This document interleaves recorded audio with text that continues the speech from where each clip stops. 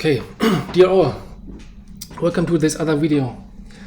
In this one I would like to make a suggestion of how you can maintain a table with metadata for your FCS files in a rather standardized fashion. In that other video that I have shown you, where I described how you can pull out the numbers from a Flojo workspace, there has been a file which was called sample description.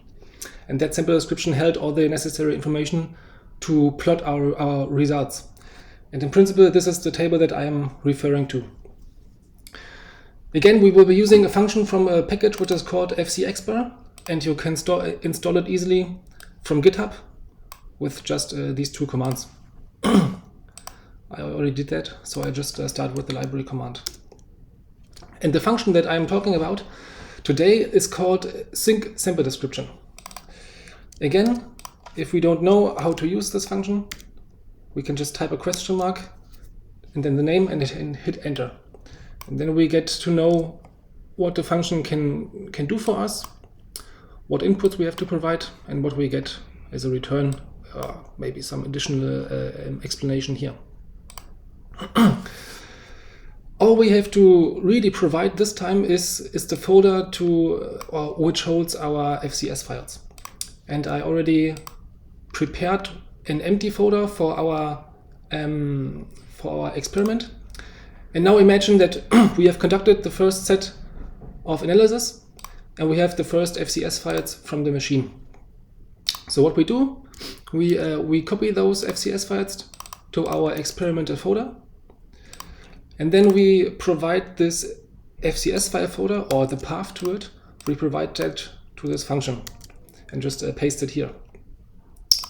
And if we do not provide any other arguments, by default, a file will be created which is called sample description.xlsx.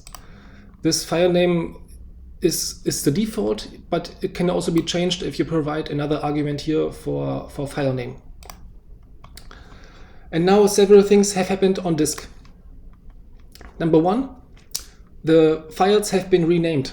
They have received a prefixed continuous number. Yeah, this did not exist before. And moreover, this table here was initiated, which contains one row for every of our FCS files. And we are now able to add as many columns as we want in order to describe what we did with that respective FCS file. Yeah. So that was the initiation. We can say check. Now imagine, again, we go to the flow cytometer and we analyze the second set of samples. And I have them ready here. So we just grab also these FCS files and paste them into our FCS files folder. This time we have remembered that we have to acquire compensation controls. So these are these three here. And these compensation controls, they are kind of different to the other FCS files because they do not contain biological information. They contain rather a control for our experiment. And different kinds of these kind of files may exist. It may be compensation, it may be other, like FMOs could also be another control. And for these files, we may not want to have them in our sample description because they do not contain biological information like the other files. And for that one, there's a number of folders that can be defined to be excluded from scanning by this function. And one of these folders is called compensation, and some others are named here by default. So if we put these files into a folder which is called, or into a subfolder which is called compensation, then the function will ignore these files. They won't be included in the sample description. So now the content of this FCS file folder has changed, but the Excel file is still the same.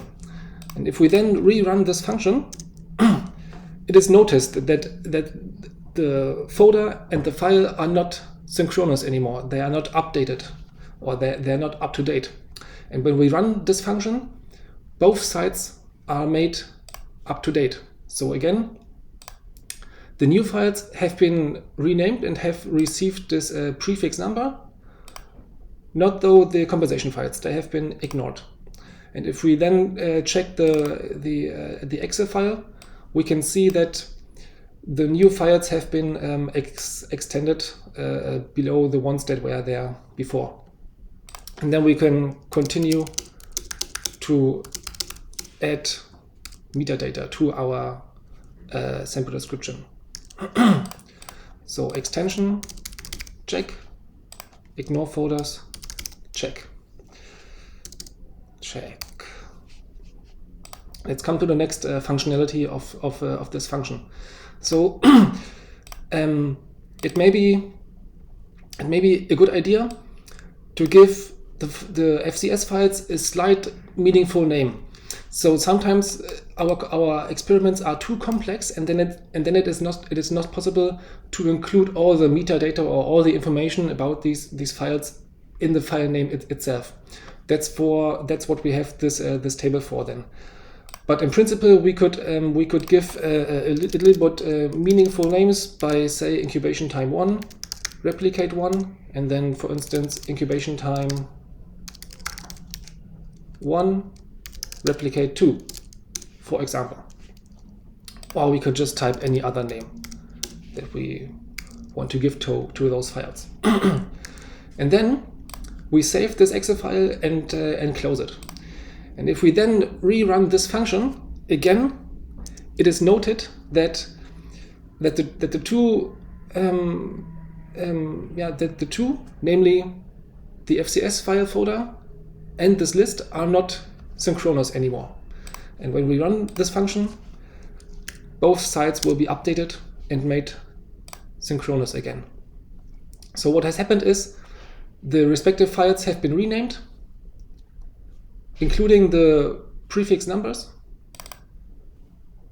and also this has happened to our sample description. So here we have the new names with the numbers in front and FCS in the end, and same with this one. So renaming, check. And then there are only a few more things that can be done. So the basic idea is that you should not that you should not manually take care to keep both sides synchronous, but the idea is to just interact with this table and to have the function doing all the necessary modifications to the FCS files basically kind of automatically. So for instance, if we then notice, okay, 2 of these files we don't want to have in our cohort, we could just delete the entries here and save. And then again, when we go here, or maybe we should, it's always important to close this file. And then if we go here and rerun this function, it is noted that there's a difference between the folder and the files, or the folder and the file, and we are being asked if we really want to remove these 2 files from the FCS file folder. And then we type yes. And we are being asked if we want to rename all the files that are below the 2 that have been removed, and we say yes. And then what has happened is the files that we do not want to have anymore, they have been moved to a folder which is called deleted FCS files. And not by coincidence, this deleted FCS files belongs to that kind of folders which are being ignored by the function. And if we check this table now, we can see that all the files that were below the ones that we have deleted, they have received a new prefixed continuous number. Why is that actually important? Well, on the one hand, I think it is easier to refer to files if you can say, I'm talking about number 13 or I'm talking about number 15. And moreover, with respect to data analysis, it is often beneficial if these files have really a unique name, so that there are no duplicates, because that will always be a source or a potential source for errors, actually, or for mistakes. And to avoid that, I have decided to make sure that they have a unique name. So removal, check. That's in principle it. Yeah. One important thing is we here have next to the file name column, we have an identity column.